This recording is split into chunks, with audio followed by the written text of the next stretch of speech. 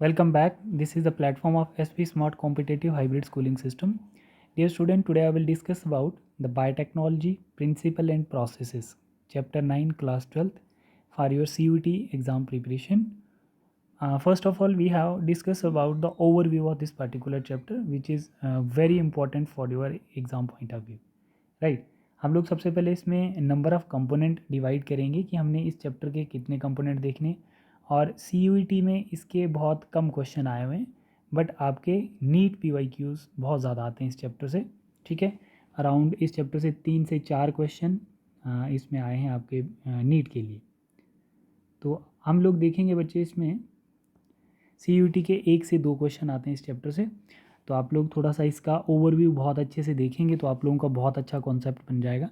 सबसे पहले इस चैप्टर में हमने processes of recombinant DNA technology देखी है, जिसको हम RDNA कहते हैं। पहला कंपोनेंट ये है हमारा इस चैप्टर का।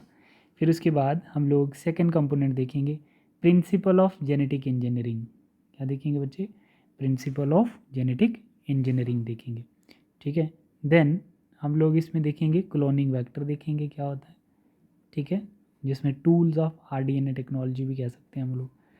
फिर उसके बाद हम लोग इसमें नेक्स्ट पॉइंट देखेंगे, it is the integration of natural science and organism cells part thereof molecular analogues and product and services. ठीक है, तो हम लोग सबसे मेजर पॉइंट इसमें देखेंगे, एक तो प्रोसेसेस रिकॉम्बिनेंट DNA का देखेंगे, जेनेटिक इंजीनियरिंग का क्या प्रिंसिपल है, और फिर उसके बाद हम लोग इसमें टूल्स ऑफ RDNA टेक्नोलॉजी देखेंगे। ये हमारे बेसिक कंपोनेंट हैं। ठीक है बच्चे, प्रोसेसेस में हम लोग क्या देखते हैं बेटा? सबसे पहले कंपोनेंट पे आते हैं। तो प्रोसेसेस में RDNA टेक्नोलॉजी में हम लोग सबसे देखेंगे obtaining foreign gene product by bioreactor. ठीक है, ये आप लोगों का बायोरिएक्टर वाला डायग्राम है। ठीक है, तो इसको आप लोग बहुत अच्छे से देख सकते हैं। बायोरिएक्टर में हम लोग क्या करते हैं, जीन ऑफ इंटरेस्ट की कॉपीज़ बनाते हैं, जिसमें नंबर ऑफ आप लोगों के जैसे इंसुलिन, जीन ऑफ इंटरेस्ट जो हमारा है, इंसुलिन प्रोड्यूसिंग जीन, इंसुलिन जो है उनको हम लोग ऑप्टिमम टेम्परेचर प्रोवाइड करते हैं जहाँ पर वो अपने कॉपी नंबर को बहुत फास्ट बनाए। ठीक है, तो उसमें हम लोग बायोरिएक्टर का यूज़ करते हैं। तो ये सिंपल स्टेयर टैंक है bioreactor, sparged stirred tank and also bioreactor. ठीक है, इसमें कल्चर ब्रॉथ रहेगा, फ्लैट ब्लेडेड। ठीक है, फोम बीकर, मोटर, और इसमें pH टेम्परेचर सब ऑप्टिमम कंडीशन में रहता है, जिसमें हमारा डिजायर्ड जीन जो है बहुत फास्ट कॉपीज़ बना पाए। ठीक है, तो ये बायोरिएक्टर है। Obtaining foreign gene product by bioreactor, तो ये दोनों इसमें आपने ध्यान रखना है। ये दो डायग्राम्स आपके बायोरिएक्टर्स की हैं। ठीक है, तो प्रोसेसेस के लिए हमें सबसे पहले बायोरिएक्टर का ज़रूरत होता है। फिर हम लोग क्या करते हैं, obtaining foreign gene product by bioreactor. ठीक है, then transfer of RDNA into host cell.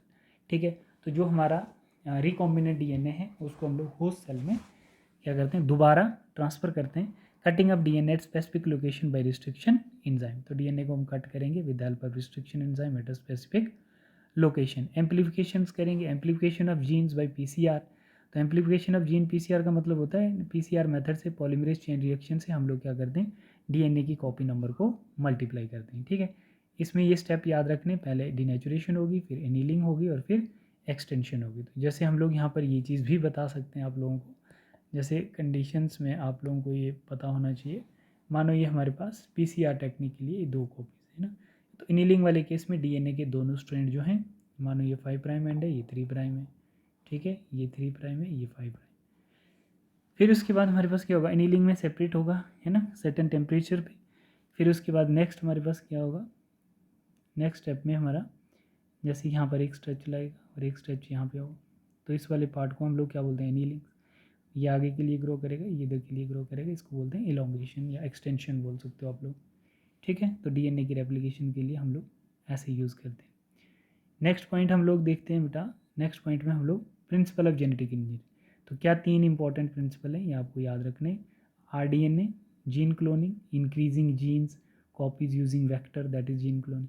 फिर उसके बाद gene transfer, transfer of DNA segment from organisms to another.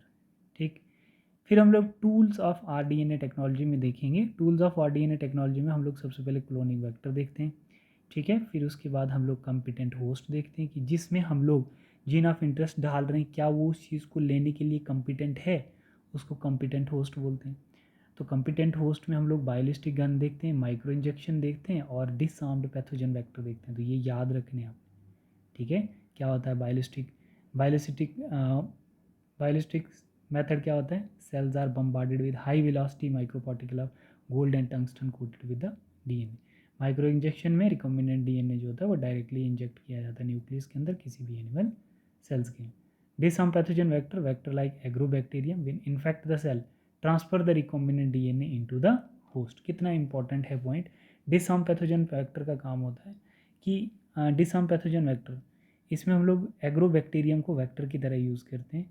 जब वो एग्रोबैक्टीरियम हमारे किसी प्लांट को, है ना, वो क्या करेगा, इन्फेक्ट करेगा, तो हम इसके द्वारा क्या इंटर करवा देते हैं, transfer the recombinant DNA into host. ठीक, ये पॉइंट क्लियर हुआ बच्चे। फिर उसके बाद हमारे पास आता है रिस्ट्रिक्शन एंजाइम। क्लोनिंग वेक्टर में आपको याद रखनी है, एक ओआरआई साइट होती है प्लाज्मिड की, एक सेलेक्टेबल मार्कर होता है और फीवर क्लोनिंग साइट्स होती है। यहाँ पे देखो, ये हमारा आर्टिफिशियल सिंथेसाइज्ड प्लाज्मिड है, ठीक है। अब इसमें PBR322 बोलते हैं इसको हम लोग। ये MPR जीन है, ये टेटार जीन है ना। ये एंटीबायोटिक के अगेंस्ट रेजिस्टिविटी क्रिएट कर चुके हैं, ठीक। ये एंजाइम है इस पर, ठीक। यहाँ पे ये वाली रिस्ट्रिक्शन एंजाइम्स, ठीक। अब इन एंजाइम पे डिपेंड करता है टेटार की रेजिस्टिविटी और इन एंजाइम पे डिपेंड करता है MPR की रेजिस्टिविटी। एम्पीसाइक्लिन रेजिस्टेंट जीन है, एंटीबॉडी एंटीबायोटिक प्रोवाइड करोगे, इनको कुछ फर्क नहीं पड़ेगा, ठीक है। तो हम वेक्टर किसको बोलते हैं, जैसे ये वेक्टर है तो वेक्टर हम उसी को बोलेंगे जिसके पास एक ओआरआई साइट होगी, एक सेलेक्टेबल मार्कर होगा और दूसरा क्या होगा, फीवर क्लोनिंग साइट्स रहेंगी, ठीक। नेक्स्ट हमारे पास आता है, जैसे एक टूल ये आ गया क्लोनिंग वेक्टर वाला, टूल्स ऑफ आरडीएनए टेक्नोलॉजी। दूसरा हमारे पास क्या आ गया, कॉम्पिटेंट होस्ट। तीसरा आ गया हमारे पास रिस्ट्रिक्शन एंजाइम। तो रिस्ट्रिक्शन एंजाइम क्या होता है बच्चे, इस पैलेंड्रोमिक सीक्वेंस को, है ना, ये जो हमारा पैलेंड्रोमिक डीएनए का सीक्वेंस है उसको कट करने में कट करेगा रिस्ट्रिक्शन एंजाइम जो, ठीक है बच्चे, इस घातक वाले सीक्वेंस को कट करेगा। फिर कट करने के बाद इसमें हम लोग फॉरेन डीएनए को इंसर्ट भी कर देंगे। कट करने के बाद बच्चे हम क्या करते हैं, cut DNA fragment separated by gel electrophoresis. फिर हम लोग यहाँ पर इस डीएनए को इस जेल इलेक्ट्रोफोरेसिस के द्वारा इस पे प्लेस कर देते हैं। फिर जो लार्जेस्ट फ्रेगमेंट होगा डीएनए का वो पीछे होगा, जो स्मॉलेस्ट होगा तो वो अपने अपोजिट पोल पे पहुँच जाएगा, ठीक है। तो डीएनए के सेपरेशंस के लिए, डीएनए के फ्रेगमेंट को सेपरेट करने के लिए जेल इलेक्ट्रोफोरेसिस टेक्निक को अपनाया जाता है, ठीक। तो ये था हमारे पास कुछ बेसिक इन्फॉर्मेशन बेटा। बेसिक इन्फॉर्मेशन किस चीज़ को लेके, ये डेफिनेशन आप लोग याद रखेंगे। यहाँ पर डेफिनेशन क्या है, biotechnology and processes, it is the integration of natural science and organism, cell part thereof molecular analogy for product and services. बायोटेक्नोलॉजी का ज़्यादातर हम लोग किस में यूज़ करते हैं, सर्विसेज में यूज़ करते हैं। जैसे मेडिसिन्स हो गई बच्चे, एग्रीकल्चरल फील्ड हो गया, जैसे आप लोगों का मॉलिक्यूलर एनालॉजी हो गई, प्रोडक्ट सर्विसेज हो गई, तो वहाँ पर बायोटेक का सबसे ज़्यादा रोल रहता है, ठीक है बेटा। तो अब इसमें इस चैप्टर के थोड़े से नोट्स देख लेते हैं हम। ये चैप्टर बच्चे स्क्रीन पे आप लोग देख सकते हैं, biotechnology principle and processes. Principle of biotechnology क्या होता है हम लोगों ने अभी देखा, ठीक है। जेनेटिक इंजीनियरिंग, ये डेफिनेशन देखो सारी। ये techniques of genetic engineering include creation of RDNA, gene cloning, gene transfer, the fate of the piece of DNA transfer to alien organisms को देखना सबने, ठीक। Construction of artificial RDNA molecule, एक बार इसको रीड करो पूरे को। रिकॉम्बिनेंट डीएनए क्या होता है बच्चे, जब फॉरेन जीन को हम लोग, मतलब जब हम एक जीन मान के चलो कि जैसे जीन ऑफ इंटरेस्ट है ये प्लांट, ये ह्यूमन सेल है, ठीक है। तो ह्यूमन सेल को हम लोग क्या कर रहे हैं बेटा, जैसे इसका डीएनए निकाल के हम लोग यहाँ रख रहे हैं, ठीक है। तो ये हमारा क्या है, प्लाज्मिड है, तो ठीक है। तो हम लोग इस प्लाज्मिड को कट करेंगे, ठीक है। तो इस डीएनए को इसमें इंसर्ट करेंगे, वो हमारा डीएनए बन जाएगा, रिकॉम्बिनेंट डीएनए, ठीक है। तो अब इसमें आप लोगों ने ये क्वेश्चन सॉल्व करने हैं। ये क्वेश्चन सॉल्व करोगे आप लोग इसके। Tools of recombinant DNA technology क्या होता है ये हम लोगों ने यहाँ पर देखा। Steps to formation of the DNA by the action of restriction enzyme E coli, ठीक। यहाँ पर आप लोग देखेंगे लाइगेज का क्या काम होता है, फ्रेगमेंट को जुड़ाने में हेल्प करेगा।